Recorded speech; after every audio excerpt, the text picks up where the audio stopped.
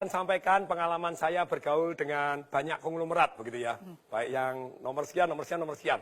Dan ternyata mereka mendidik anaknya dengan kecerdasan keuangan yang berbeda dengan orang biasa.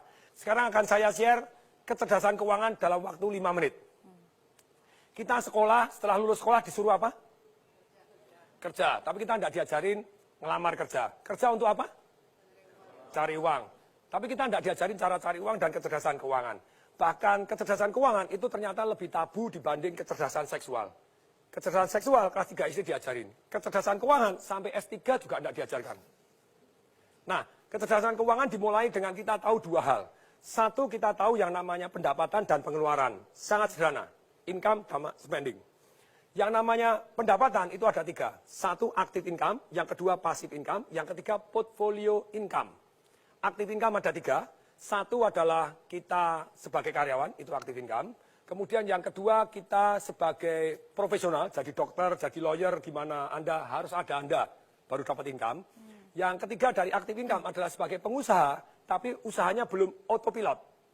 Jadi terpaksa harus Anda merangkap direktur kebersihan, direktur pembelian, termasuk direktur penjualan, semua Anda rangkap. Bisnis tidak jalan tanpa Anda, itu berarti active income. Nah yang kedua adalah passive income, tidur pun dapat uang.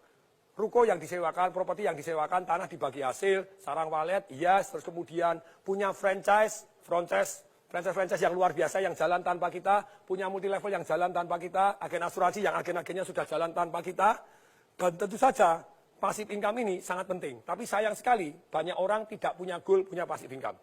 Akibatnya seumur hidup kerja tidak punya passive income, begitu dia tidak bekerja, hidupnya susah. Yang ketiga adalah portfolio income. Apa itu? Secara sederhana, portfolio income adalah capital gain. Sayangnya, hanya orang punya biasanya cuma rumahnya dia saja. Kalau rumahnya dia saja, yang terjadi, ya rumahnya meningkat. Dulu saya beli rumah misalnya 2,4 M, sekarang 25 M. Berarti ada 22,6 M, itu invisible income. Tidur tambah kaya. Nah ini padahal harusnya lebih dari 1, jadi Anda tambah kaya tanpa disadarin. Pengeluaran secara umum ada yang namanya produktif dan ada yang namanya konsumtif. Kalau yang namanya produktif, itu tentu saja yang untuk investasi tadi, untuk passive income dan untuk portfolio income. Yang produktif, ada juga yang konsumtif. Ada juga yang kesannya konsumtif, sebetulnya produktif. 3 pengeluaran yang kesannya konsumtif tapi produktif. 1, yaitu pengeluaran untuk belajar. Yang kedua, pengeluaran untuk bergaul dengan orang-orang kaya untuk belajar. Bukan dunia jeleknya, Anda pelajarin dunia positifnya. Yang ketiga, pengeluaran untuk amal. Kelihatannya konsumtif, tapi sebetulnya membawa berkat luar biasa untuk kita. Nah, pengeluaran ini juga, ini namanya ada 3 jenis nih. Kalau yang di luar 2 tadi, produktif, konsumtif. Sekarang pengeluaran ada 3. 1 yang namanya langsung habis. Apa itu yang termasuk langsung habis? Saya ngajar anak-anak umur 12 sampai 21 tahun, sekian ratus anak datang, saya tanya, kalau kamu tak kasih duit 50 juta, beli apa? Ada yang nulis, sepatu 24 juta. Sepatu apa 24 juta? Dia nyebutkan merek tertentu, Pak Tong ketinggalan. Keren Pak Tong, itu pengeluaran langsung hilang. 3 tahun kemudian dijual sepatunya laku nggak? Langsung habis. Anda makan, Anda beli baju, beli apa itu langsung hilang, pengeluaran langsung hilang. Jadi konsumtif langsung hilang. Yang kedua, passive spending. Apa itu passive spending?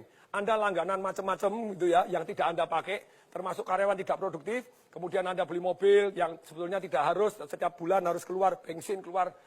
Ini semuanya passive spending. Tidur pun tetap harus Anda keluar. Ini berat, saya sangat menghindari ini. Kemudian yang ketiga, itu adalah invisible spending. Tidur pun Anda dirampok tanpa Anda tahu.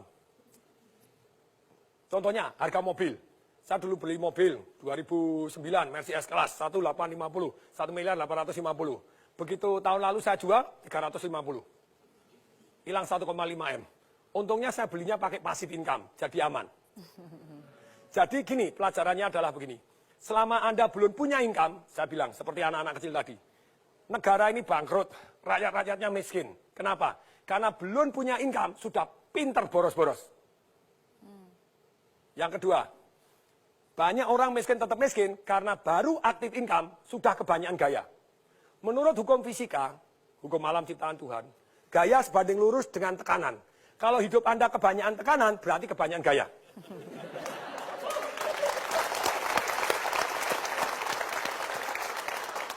Jadi begini, boleh nggak kita gaya? Boleh. Ketika passive income Anda jauh lebih besar dibanding gaya hidup Anda, maka Anda hidupnya tanpa tekanan. Semoga mulai hari ini kecerdasan keuangan juga diajarkan di sekolah. Salam dahsyat.